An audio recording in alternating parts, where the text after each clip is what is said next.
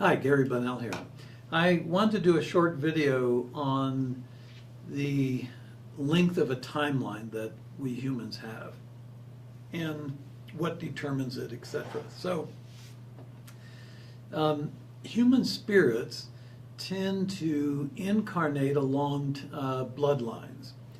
And they do that because it's a familiar harmonic, and it carries with it a memory that also helps to trigger the spirit's strategies from past lifetimes, from past incarnations. So with that comes a genetic timeline, meaning that if you look at somebody's ancestry and see how long they live, that really can help determine how long they have to live.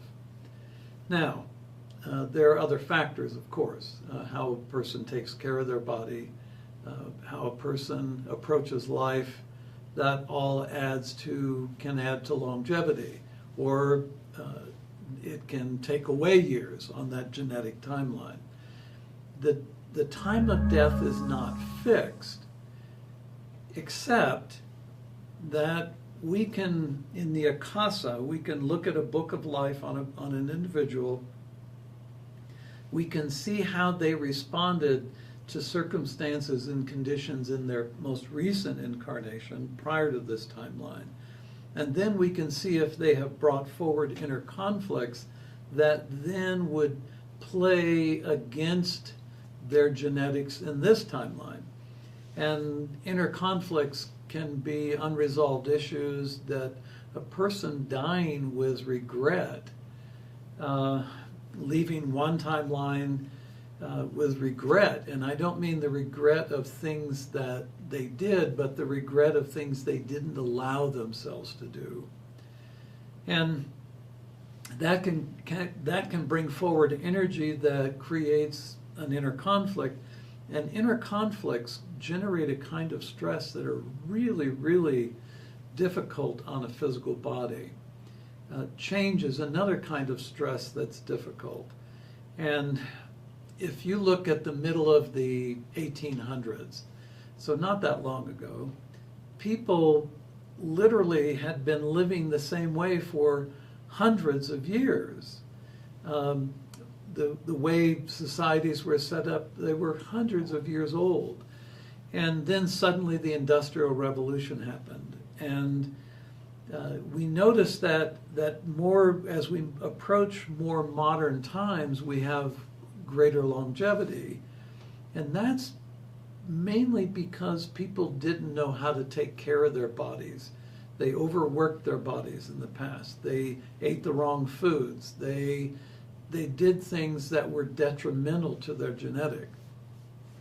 And change, the kind that we've been experiencing, that they experienced at the turn of the 1900s, and the kind of change we've been experiencing for the last 30 years, that kind of change can leave a person highly stressed.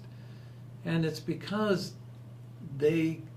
there's this underlying sense they can't rely on what it was they thought they knew about how to live.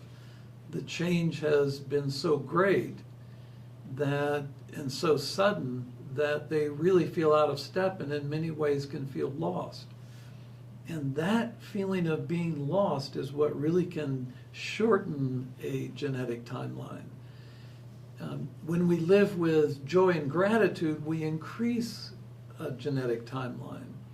In China recently, there was a study that was done, and young people in China are saying, we're out of here. We didn't sign up for this.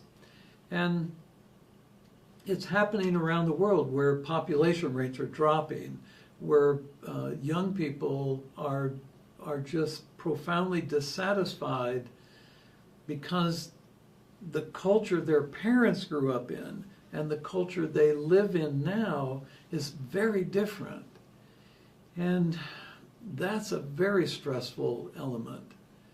And in our modern world, it's getting harder and harder to look into a person's book of life and determine what their genetic timeline is. With some people, you can tell the day and the hour.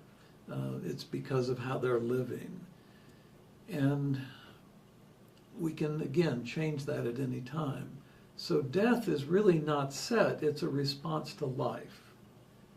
It's how we respond to life, the conditions and circumstances, and how we respond to change. That's extremely important when determining a genetic timeline. So that's my spiel on it. Thank you very much for listening. I will contact you again. Stay in touch. Bye for now. ご視聴ありがとうございます。次の動画でお会いしましょう。Thank you for watching. See you in the next video.